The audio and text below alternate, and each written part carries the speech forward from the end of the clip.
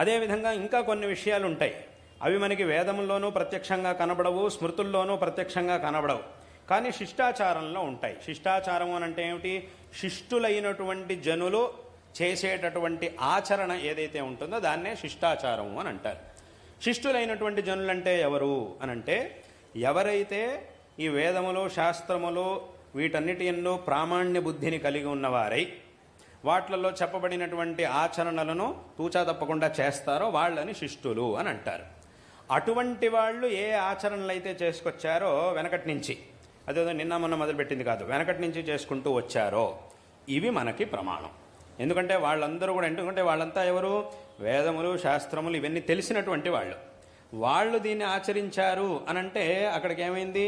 వాళ్ళు ఏం చేసినా కూడా శాస్త్రముల ప్రమాణాలని పెట్టుకునే చేస్తారు. వాళ్ళు ఎప్పుడు కూడా శాస్త్రాన్ని అతిక్రమించినటువంటి వాళ్ళు కాదు.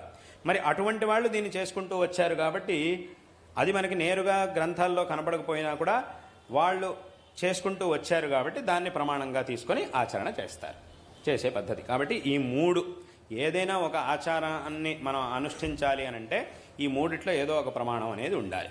ఈ మూడిట్లోనూ చెప్పబడనటువంటివి ఏవైతే ఉంటాయో వాట్లని మూఢనమ్మకాలు అని అంటారు. వాట్లని మూఢనమ్మకాలు అని అనాలి. కాబట్టి ఏం ఆచరణ చేసినా కూడా ఈ మూడిట్లో ఎక్కడైనా చెప్పబడి ఉండాలి. అలా చెప్పబడినప్పుడు మాత్రమే దాన్ని మనం ఆచరించాలి. కాబట్టి ఇటువంటి ఆచరణ మాత్రమే మనకి ముఖ్యం.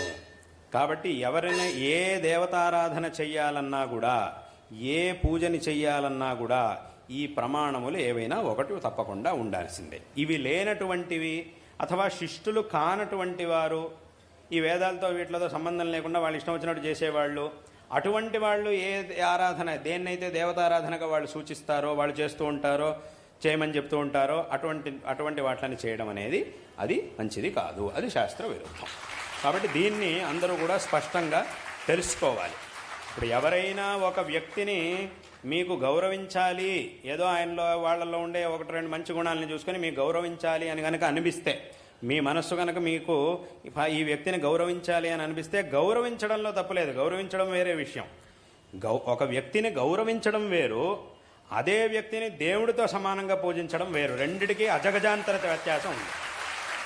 రెండిటికీ చాలా తేడా ఉంది. మాకు గౌరవించాలని ఏదో మంచి, గౌరవించడం ఎవరినైనా గౌరవిస్తాం. ఒక మంచి మనిషి గౌరవించాలంటే ఏం కావాలి? ఆ మనిషిలో మంచి లక్షణాలు ఉండాలి. ఒక వ్యక్తిని గౌరవిస్తున్నాము అన్నంత మాత్రాన ఆ వ్యక్తిని దేవుడిగా పూజించాలి అని అర్థం కాదు. ఇది మాత్రం ఇప్పుడు దీనికి చాలా తేడా ఉంది. కాబట్టి గౌరవించాలనిపిస్తే గౌరవించుకోండి, అంతే తప్ప ఈ వ్యక్తి మీద మాకు గౌరవం ఉంది కాబట్టి నేను మాత్రం ప్రత్యేకంగా గౌరవం చూపిస్తాను, కాబట్టి నేను గుడి కట్టిస్తా, అది చేస్తా, ఇది చేస్తా, నా దగ్గర డబ్బులు ఉన్నాయి కాబట్టి డబ్బులు తగలేస్తాను, పెద్ద గుడి కట్టిస్తాను, అది ఇది అని అంటే మాత్రం అది తప్పు. అలా చెయ్యాలి అని అంటే కనుక దానికి శాస్త్ర ప్రమాణం అనేది ఇప్పుడు చెప్పినటువంటి ప్రమాణాల్లో ఏదైనా ఒకటి ఉండాలి. ఈ గౌరవం ఉంటే గౌరవం చూపించుకోవచ్చు, అది వేరే విషయం. అది మనస్సులో ఉండాలి. ఆ గౌరవం వాళ్ళకి మనస్సులో గౌరవం ఉండాలి. అంతే తప్ప దేవుడికి సమానమైనటువంటి స్థానం ఇవ్వడం మాత్రం అది చాలా తప్పు. అలా ఇవ్వాలంటే కనుక ఈ మూడిటి యొక్క అనుమతి, ఈ మూడిటిలో ఏదో ఒక దాని యొక్క అనుమతి తప్పకుండా ఉండాల్సిందే. ఒకటా వేదములు, లేదా స్మృతులు అంటే స్మృతి పురాణాదులు, లేదా శిష్టాచారం, వీట్ల యొక్క సమ్మతి ఉంటే గాని ఆ స్థానాన్ని మనం ఎవరికి ఇవ్వకూడదు అనేటటువంటి విషయాన్ని అందరూ కూడా స్పష్టంగా తెలుసుకోవాలి. ఇది లేనటువంటి సందర్భంలో తప్పకుండా మనం ఏ వ్యక్తిని కూడా భగవంతుడిగా పూజించడానికి సాధ్యమే లేదు అనేటటువంటి విషయాన్ని అందరూ కూడా తప్పకుండా తెలుసుకోవాలి. అది